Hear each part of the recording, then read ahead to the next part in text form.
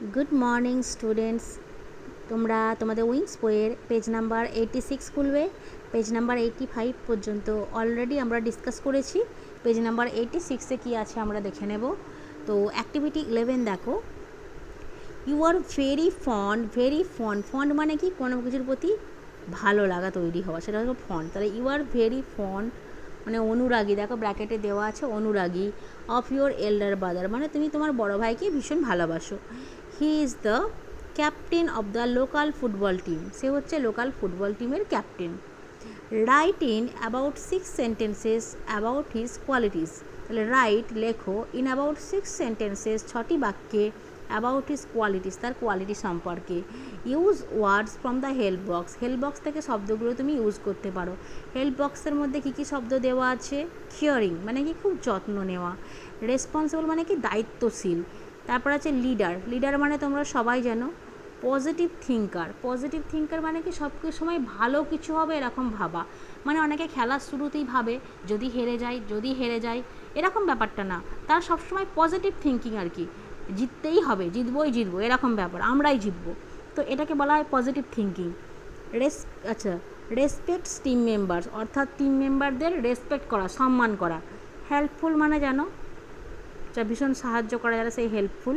R strong will মানে কি? ভীষণ প্রবল ইচ্ছা। স্ট্রং মানে কি? জোরালো। উইল মানে এখানে ইচ্ছা। ঠিক আছে, তো আমি দেখো এখানে 6টা সেন্টেন্স লিখেছি। তোমরা চাইলে অন্য সেন্টেন্স অবশ্যই লেখার চেষ্টা করবে, এমনটা নয় যে আমি যেটা লিখে দিয়েছি সেটাই তোমাদের লিখতে হবে। তোমরা নিজেদের মতো করে অন্য সেন্টেন্স লিখতে পারো। তো দেখো কী লিখেছি তোমাদের সঙ্গে শেয়ার করছি। The name of my elder brother is Rohan, আমার বড় ভাইয়ের নাম হচ্ছে রোহন। হি is the captain of our local young Bengal football team, তাহলে সে হচ্ছে আমাদের লোকাল ইয়াং বেঙ্গল যে ক্লাব আছে সেই ফুটবল টিমের ক্যাপ্টেন। অ্যাজ এ লিডার হিসাবে he is very caring and responsible to his team, তাহলে লিডার হিসেবে তিনি ভীষণ কেয়ারিং, যত্নশীল এবং দায়িত্বশীল তার টিমের প্রতি।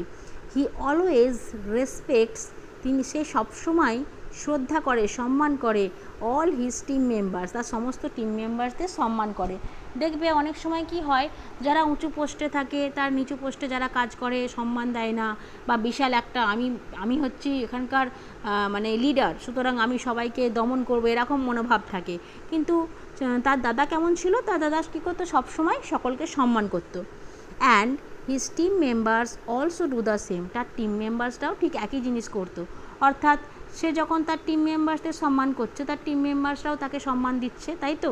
তো কারোর কাছ থেকে সম্মান পেতে গেলে তাকেও সম্মান করতে হয়, তাই না? তুমি যদি কাউকে সম্মান করতে না পারো, সেও তোমাকে সম্মান দেবে না।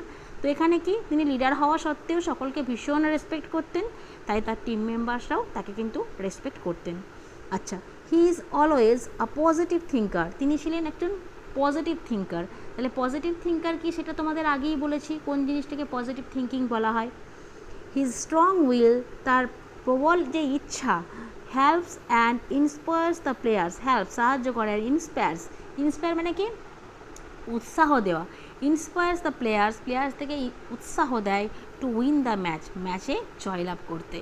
তো আমি খুবই সহজ সরল ভাষায় এই হেল্প বক্স থেকে শব্দ নিয়ে লেখার চেষ্টা করেছি তোমাদের মতো করে। তো তোমরা যদি পারো এর বাইরে অন্য কোনো বাক্য লেখার অবশ্যই চেষ্টা করবে, আর এটাও পড়ো, এটাও তোমাদের হেল্পফুল হবে আশা করছি। তো নেক্সট পেজটা আমরা নেক্সট ভিডিওতে পড়বো, তোমরা এটুকুন আগে ভালো করে প্র্যাকটিস করো।